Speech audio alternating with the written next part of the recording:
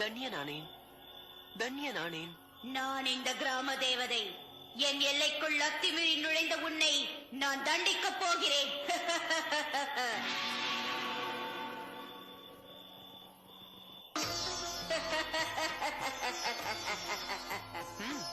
தண்டித்து விடு தாயே, நான் சித்தனாக இருக்கிறேன்.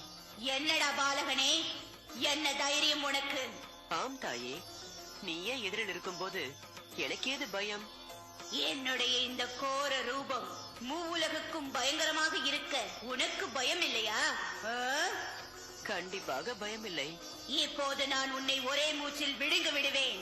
தாயே, உன்னுடைய லீலா வினோதங்களை கண்டு எனக்கு சிரிப்புதான் வருகிறது. ஜெகன்மாதை என உன் அபயகரத்தின் மேல் நான் இருக்கையில் பயம் என்ற சொல் ஏது?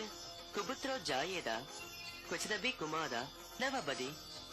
மாதே என்பவள் தன் மகனை என்றும் கொல்ல மாட்டாள்.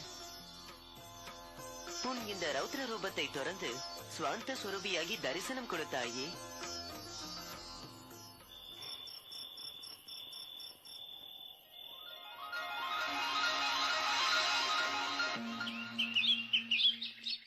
ஆஹா, தன்யனானேன், தன்யனானேன்.